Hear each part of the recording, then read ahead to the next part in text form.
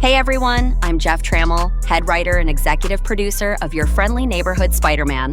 Let's dive into the fun of making this show. We mixed characters from different eras, blending the 60s comics vibe with a fresh twist.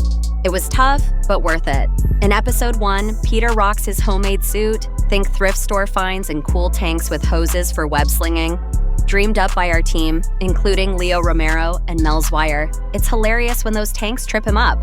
By episode 4, Peter's trying new suits from Norman Osborn at Oscorp. First, the prodigy suit, cape and all, but capes, not Spidey's style. Then the Hornet suit, wings tossing him around, stingers he's not ready for. He's learning what makes him Spider-Man, even if Norman doesn't get it. Later, the Dusk suit, dark and dramatic, with a deep voice to spook a kid while grabbing her balloon, nodding to the Spider-Man 2 game. Norman finally listens, sort of, and gives Peter a sleek Oscorp suit inspired by the Future Foundation look. It's Spider-Man, but with a twist. Peter rolls with it, as always. By episode 9, boom, classic red and blue. He's saving Nico, looking epic with the sun behind him, ready to take on bad guys. We've got villains too. Episode 5, Mila blasts Spider-Man, but loyal Mikhail, voiced by Travis Willingham, saves him. Episode 7, Scorpion, Jonathan Medina, is terrifying. Big tail, big threat. Peter struggles but fights back. In episode 9, Scorpion's back and Peter's got some PTSD. Still, he saves the day. Episode 8 brings Chameleon, Dmitry Smirnov in his creepy mask, a nod to the comics, and Doc Ock, Hugh Dancy, a showman with wild arms, loving the chaos. By episode 10, he's in jail, plotting something big with those tentacles. That's our Spidey journey. Thanks for watching. Able to harken back to the comics, to the identity crisis era of the comics where Peter starts wearing different suits because he's wanted for a crime. So being able to dig into the Prodigy suit here was a big thing where we thought it'd be cool to see Peter as Prodigy, but practicality reasons it's not going to work with this cape. We all know Spider-Man doesn't wear a cape, so he goes back to Norman, ditches this suit, and is looking for something else he can try out. And our second suit of episode 4 is the Hornet suit, another identity crisis suit, another slinger suit. This time Peter has to deal with this wing pack, the Hornet pack, that is kind of tossing him all over to and fro. He's not used to this. He's used to a certain level of control as Spider-Man and web slinging, and he kind of has to give that up to work with this pack, as well as deal with things like the stingers and other things that he's not ready for. So he's trying to find a way to express to Norman what goes into being Spider-Man, and Norman is not that receptive at the moment. This was important for us because we wanted to show that like Peter is his own hero. He's always going to keep growing and he'll go with the punches, but at the end of the day there's a reason he's Spider-Man, and that may not be evident to Norman, but it's definitely evident to Peter.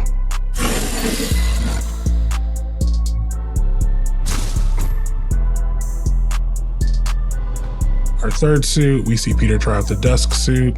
So this is one we wanted to build up, push the drama, so you don't know, like, is this a villain he's gonna fight? Who is this? Who could this be? And then the big reveal, it's Peter, even modulating his voice to be deeper and more scary the first time you see him, and having this kid immediately, like, freak out. Also, we wanted to pay homage to the Spider-Man 2 video game, the scene with the little girl who lost her balloon, so having Peter get this balloon back should be a big hero moment, but the suit he has makes it much more dour, I would say. Now he's kind of complaining to Mr. Osborn again that like none of these suits feel right. So we really wanted to like hammer home that Peter is a hero and he's already been able to make this work, but Osborn's influence is kind of disrupting his own confidence in himself. It doesn't matter if those other potential suits you tried offered. They weren't you. So this is where we get to Norman's kind of big compromise. He's finally listening to Spider-Man. He knows that this is what he needs. This is who he needs to become. But again, in giving Peter this suit that he feels is reflective of the hero Peter can become, he's also not listening to what Peter's looking for. So it's kind of like a monkey's paw wish, and that Peter's getting what he wants, but not the way he wanted it. And Norman is very much like believing in Peter. He wants him to succeed. He gives him this new suit, and Peter is kind of in good faith trying it out. So This is a big moment where this is the first step, our Spider-Man truly becoming Spider-Man in the suit. But as always, things are similar, but a bit different. So we thought using this Oscorp suit that's definitely inspired by the Future Foundation suit would be a fun way to once again kind of like show that Norman's influence is changing things, and Peter is continually rolling with the punches, and this time gets a really cool suit out of it. Something that feels like Spider-Man to him and feels like Spider-Man to us, but not exactly what we expect for Spider-Man.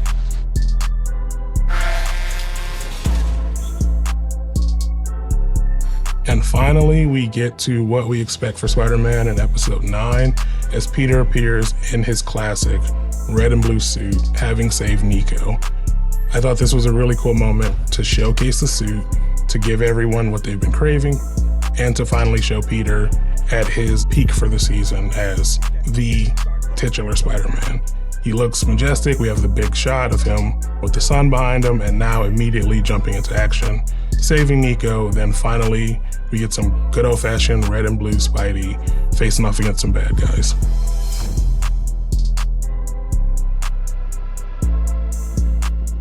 Then episode 5, we see Mikhail. This is moments after Mila has fired a laser blast at him to kind of lure Spider-Man where she wants him. Spider-Man, always self-sacrificing, takes that blast, and now it's down for the count.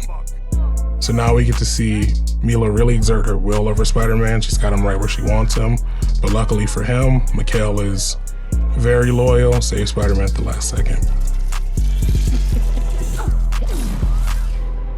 Mikhail's great. He's voiced by Travis Willingham, who brings him to life fantastically, and I'm really excited about exploring more of Mikhail's story, which I think is evident by this big threat that he's going to deliver to Spider-Man in a bit. In episode 7, we have the Scorpion, voiced by Jonathan Medina, who just does a fantastic job of bringing everything we needed for Scorpion. We wanted him to feel very scary. We want this to feel like the biggest challenge that Spider-Man's faced up to this point, and he delivers on all accounts. Seeing that big knee take down Spider-Man shows that Mac's in another class. So the Scorpion is very much a terrifying individual and someone that kind of has Spider-Man on the ropes as he's evolving, trying to learn how he can put down Scorpion and win this fight. Also, having Scorpion have this tail that allows him to fight at both close range and long range just makes him a great all-rounder foil for Spider-Man. Even if Spider-Man's able to whip him up here using what is an homage to the Amazing Spider-Man of wrapping up the lizard, we see that it doesn't take long until Gargan is able to free himself and really puts a hurting on Spider-Man. In episode 9, we see Gargan return. Spider-Man has a bit of PTSD following their last run-in, so we established very early on that he's really shocked and afraid to move. So even when he's in these kind of classic red and blues, he's still carrying the trauma from what Scorpion did to him the last time they met. So now Scorpion is beating down Big Don, about to finish their rivalry for good.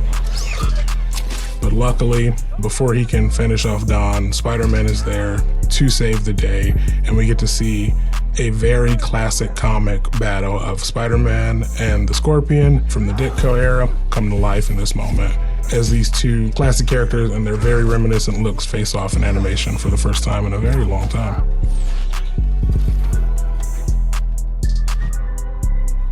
Such inelegant gangsters.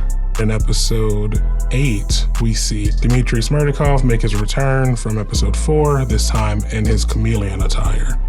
So we wanted to do something for Chameleon where he felt like his comic version, but also didn't infringe on, let's say, Mr. Knight from the Moon Knight series. So finding a way that we could really dig into what makes that classic character look work so well. And Leo and our team were able to adapt that for our animated series in a way that I think is super fun. We had a lot of conversations about, oh, should the mouth move? Should the mouth not move? And we decided to kind of keep that just mouth slit that feels so reminiscent of the comics.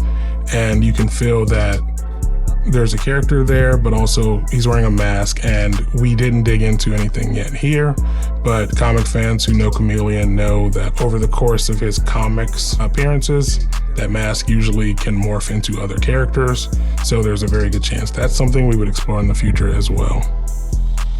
Also in episode 8, we have Doc Ock, who's voiced by Hugh Dancy, and it was just incredible as Doc, and we really got to dig into a lot of what makes Doc very fun to play with in this show.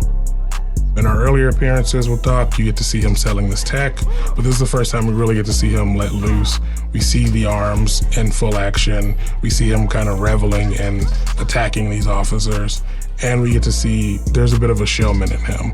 One thing that I always thought was cool about our Doc Ock is that he and Norman used to work together, so being able to dig into, now that they're apart, what did Doc take away from Norman? And I think it's that kind of like showman, salesman attitude we see on display in a few moments, and really see him get to have fun here.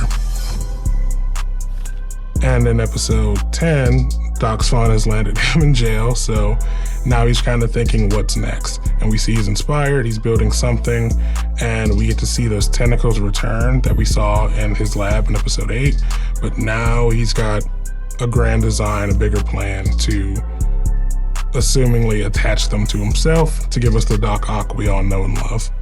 And that's been your friendly neighborhood Spider-Man. Thank you.